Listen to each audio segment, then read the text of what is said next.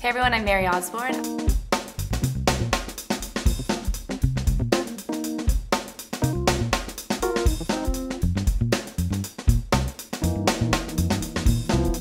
I am here with Dr. Marcus Erickson and Anna Cummin, the founders of the Gyres Institute. I was fortunate enough to meet them and travel across the Atlantic Ocean to the South Atlantic Gyre. And we did 31 days at sea together. I had no clue what the gyre was, anything about it, and luckily they educated me on everything. So just explain, what is a gyre? Because I have a hard time explaining to people still what it is. And you're not alone in that, Mary. A lot of people don't know what a gyre is. There's been a lot of media attention about the Great Pacific Garbage Patch, the North Pacific Gyre. And people have started learning that there are these current systems that create massive whirlpools in the ocean where all of our plastic eventually winds up. But what people don't know is that there are actually 5 in the world, and you are one of very few people who got to sail across the South Atlantic Gyre and see what's out there. Now, how did you guys get involved in plastic ocean conservation, and how did you create the Gyres Institute? Well, for me, getting involved goes back about 11 years ago, going to Midway Atoll, halfway between Japan and California. I went there with students doing seabird ecology, looking at albatross. These beautiful birds, they stand this tall, 7-foot wingspan, and we saw all these skeletons on the ground of ones that had perished, which is normal when you have 5,000 birds on one island. And this is some of the stuff I brought to show you that I pulled out of a bird's chest. Every bird I saw had this plastic trash coming out of its body that they mistake for food. They eat these cigarette lighters, you'll see golf balls, you will see action figure parts, a little leg right here, toothbrushes, even syringes. And it really struck me as a big moral question. After seeing this, do I walk away and pretend I didn't see it, or do I do something about it? And that sparked a career. While you're out at sea, you guys take samples on all these crossings. Can you show us something so people have an idea of what they're looking at? Sure. We actually have a sample here that you helped us collect, Mary, in the middle of the South Atlantic Ocean between Rio and Cape Town, South Africa. You can see very clearly the small broken down particles, and all these things, maybe in the past, before they were in the ocean, it was a whole bottle cap, or a whole spoon, or a whole fork, or a straw, or a cup lid. When it gets in the ocean, it fragments. UV light, the sunlight just breaks it apart.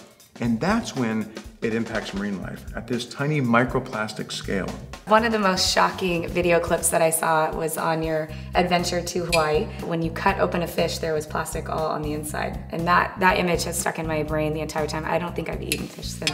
17 particles like that poured out of its stomach. And knowing that all kinds of toxins stick to plastic and may desorb into their tissues and organs, I couldn't eat it. And what's really interesting about these particles is each little plastic particle acts like a sponge in the ocean. They can absorb things like PCBs and pesticides and DDT, nasty chemicals that when fish eat these plastic particles with these pollutants, we're looking now to find out if those pollutants are winding up in the food chain and into our bodies. I did a blood test in 2009 and we found trace levels of PCB, DDT, PFCs, and flame retardants. Higher levels of flame retardants. We want to have a kid someday. Yeah. That's scary. I don't want all that stuff in her body. It is scary. That's happening on a global scale. I mean, we are, through our trash, not being mindful of the whole life cycle of trash, of plastic, we're not really realizing the impact it has for the rest of the world and the fish we harvest to feed everyone. It's an international, global issue, and we need to work together internationally and locally to solve this issue. Now, working together, everyone wants to know what they can do to help with this issue. What are some ideas? Well, there are some simple solutions, and this is how I got involved. Just like Marcus, I first was introduced to this issue by seeing plastic in the stomach of birds on Guadalupe Island with the Algalita Marine Research Foundation. Coming back from that trip, I was standing in line at Pete's Coffee in Santa Monica with my mom and watching this parade of disposable cups go out. And then it hit me, like the things that we do, the simple things we do every day, like take bags from the market, get coffee cups to go, get utensils, plastic utensils. Those small little choices that we make add up. Bring your own cup to the coffee shop, bring your own bag to the market. Small, simple changes that we can all take on. Just kick the plastic habit every chance you get. Don't take that plastic bag. Reusable cup, bring that. Don't take that coffee cup with a plastic lid or the plastic stir stick. Just kick that plastic habit. Plastic has a long life cycle. It's not just that convenience of a spoon or a fork or a cup or a straw. That stuff lives on for decades in the oceans, in our bodies, and in the next generation. And that makes it that makes a compelling argument for not to take that bag or that bottle, that fork or that spoon.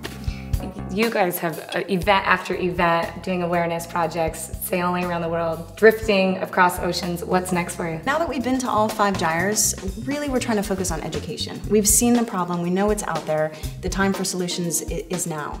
So that's why it's so important to us to be able to invite people like you on board so you can then spread awareness to your communities and be an ambassador. Because it starts with education and awareness. Thank you, Marcus and Anna, so much for explaining this gyre issue that we have and helping so much with environmental conservation. Thank you, Mary. Come sail with us again. I hope so soon. That'd be great.